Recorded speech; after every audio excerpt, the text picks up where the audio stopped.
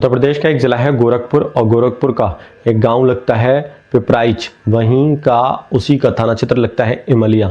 इमलिया में त्रिवेणी नाम का एक शख्स रहता है। उसकी 2012 में लक्ष्मी से शादी होती है। लक्ष्मी से शादी हो जाने के बाद त्रिवेणी के दिन अच्छे गुजर रहे थे। इसी बीच लक्ष्मी को एक बेटी होती है, उसका नाम अदिति होता है।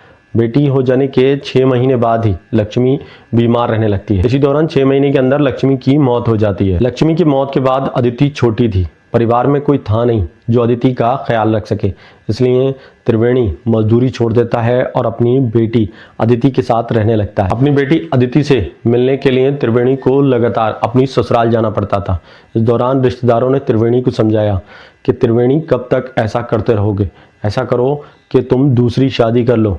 इस दौरान तुम्हारे घर का सूनापन भी दूर हो जाएगा और अदिति को उसकी माँ मिल जाएगी। इसके बाद त्रिवेणी ने पास के गांव सहजवाना रानूखार की रहने वाली 35 साल की पूजा से शादी कर ली। 30 जनवरी 2026 को त्रिवेणी की पूजा के साथ शादी की जाती है। मंदिर में इस दौरान 200 लोगों को दावत दी जाती है। शादी के बाद विदा होकर पूजा घर आती है। इसी दौरान त्रिवेणी भी अपनी बेटी अदिति को उसके मामा के यहाँ से लेकर आता है और अपने घर जैसे ही लाता है, पूजा अदिति को अपनी गोद में उठा लेती है। इधर त्रिवेणी भी अब बेफिक्र हो गया था।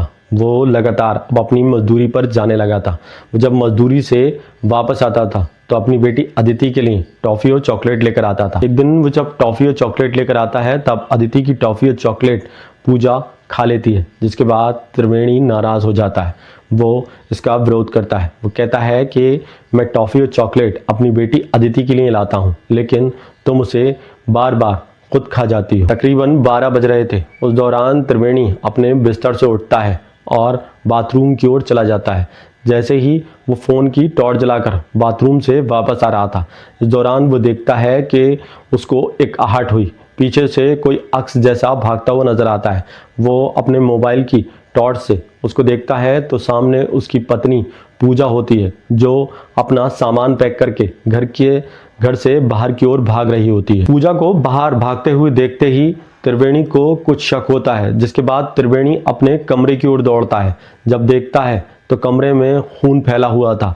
बच्ची का धड़ अलग था और बच्ची का सर अलग था। पास में एक कुल्हाड़ी पड़ी हुई थी। ये मंजर देखकर त्रिवेणी की चीख निकल जाती है। पास में सो रहे आसपास के पड़ोसी गांव में जाग जाते हैं। इसी दौरान वो गांव वालों से कहता है कि पूजा ने मेरी बेटी अदिति को मार दिया। इस दौरान गांव वाले पूजा का पीछा करते हैं। हालांकि काफ़ी मशक्क़तों के बाद दूसरे गांव में पूजा को पकड़ा जाता है। वहीं पुलिस पूजा को गिरफ्तार करती है और गिरफ्तार करके जब थाने लाती है तब उससे पूछताछ करती है। तब पूजा बताती है कि त्रिवेणी मुझसे प्यार नहीं करता था, वो लगातार अपनी बेटी से प्यार करता था। वो मेरे बारे में कुछ सोचता ही नहीं था, इसलिए मैंने सोचा था कि उसकी बेटी का किस्सा ही तमाम कर दूंगी। वहीं बेटी की मौत के बाद गांव में हर तरफ चर्चा है कि माँ की बीमारी के चलते मौत हो गई। वहीं बेटी को उसकी सौतेली माँ ने मार दिया।